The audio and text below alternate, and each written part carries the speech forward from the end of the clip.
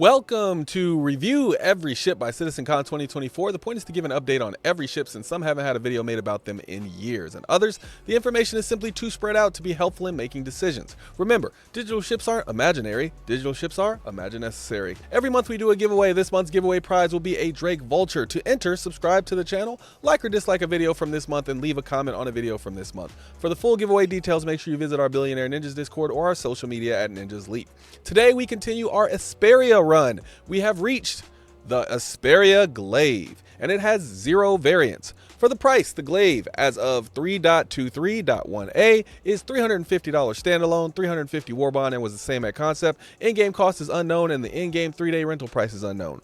The ship is sold in limited numbers. This ship cannot be rented in-game as of 3.23.1a. You have to complete Vandal Swarm and Arena Commander or get 200 recruitment points to access the ship. The Glaive is a symmetrical version of the Scythe. So I guess when I say there's no variants, do we count the Scythe as a variant? I'm not sure. It's not sold under the same page, so I say no.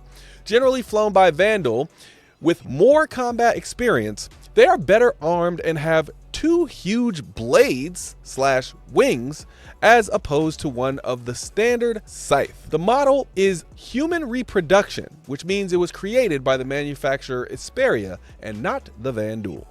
Running speed! For measurements, the Glaive has a length of 33 meters, beam of 24 meters, height of 9 meters, and it is a size 3 medium ship. Its minimum crew is 1 and its maximum crew is 1. It can carry 0 SCU. The claim time for the Glaive is about 7.5 minutes, expedited is about 2.5 minutes, and the expedited fee is about 3,800 credits as of 3.23.1a.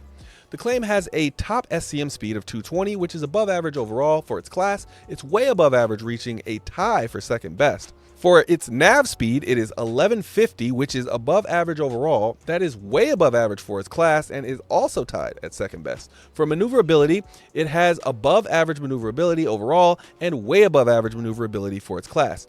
For fuel, it has way above average hydrogen and way below average quantum capacity overall, but for its class, it has way above average hydrogen capacity, tying for third best, and way below average quantum capacity, tying for the worst. For weapons, the Glaive has 2 size 5 Warlord plasma cannons, 2 size 1 weak laser repeaters, no remote turrets, no man turrets, and 8 size 2 missiles split between 2 racks. For ship parts, the Glaive has 1 small radar, 1 small computer, 1 small power plant, 2 small coolers, 2 small shield generators, 2 small fuel intakes, 2 small fuel tanks, 1 small quantum drive, 1 small jump module, and 1 small quantum fuel tank.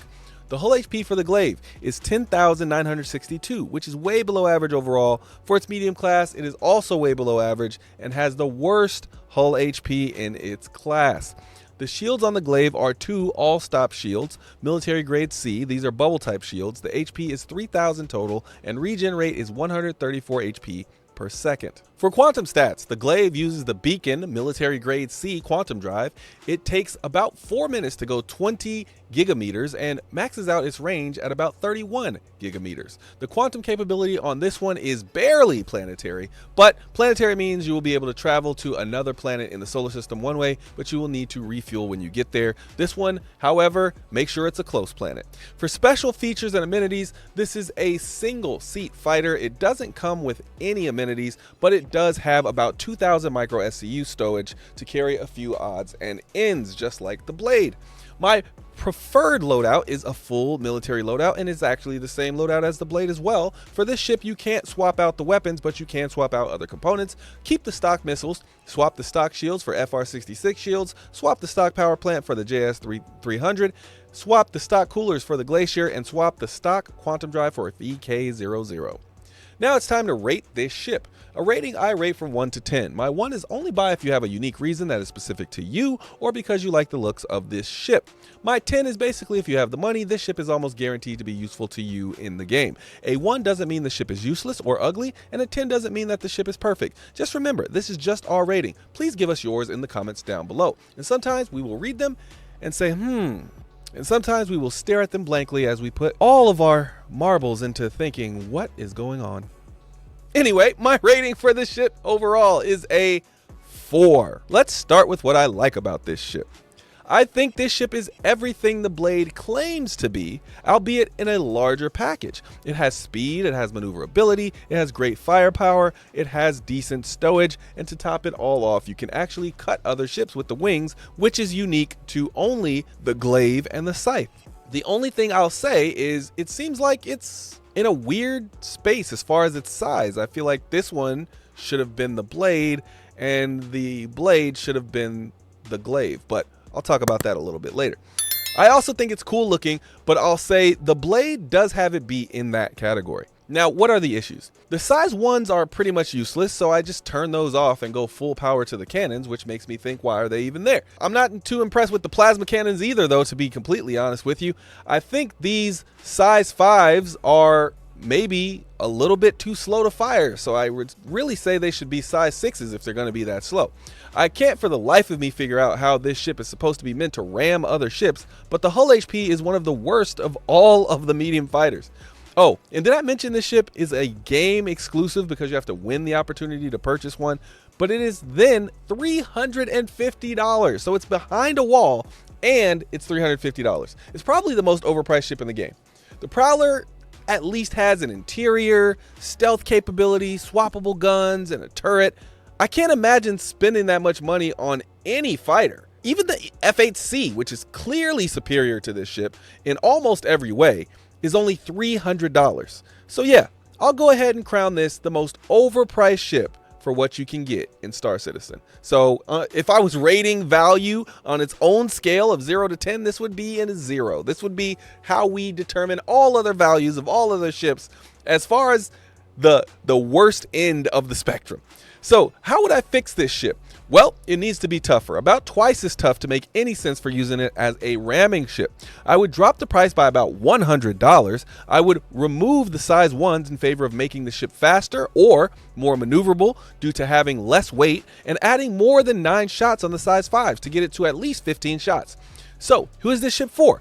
The role of this ship is quite confusing. I would say it's a quick reaction ship with more firepower that pairs well with the Blade, except you're invariably better off with an F-7C. So I would say this is for people who want a short distance fighter but prefer the alien aesthetic and look to fight up close.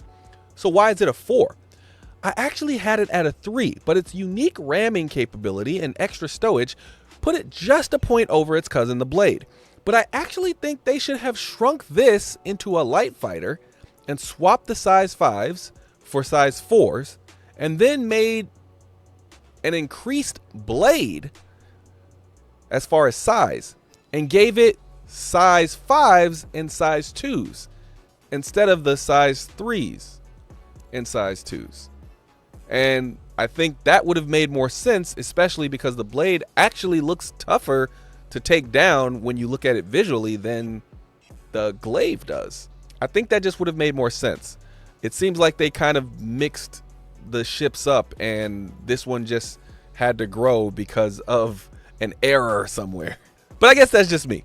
The Glaive, even though it's overpriced, is still a solid medium fighter if you know how to operate it. As in what I gave you earlier about turning those size 1s off and trying to get as much firepower out of those plasma cannons as possible. But even though, if you know how to operate it, it's still not that great in 3.23. I think the ramming capability is very interesting, so I can't wait to see it make a big difference in the game. But it's more than a balance pass away from being where it needs to be, and I would say it needs a light rework. I imagine using this ship in a pack of blades to bring the firepower portion where the blades are more like the pests that keep you busy while I get close and cut you or blast you with those massive plasma cannons.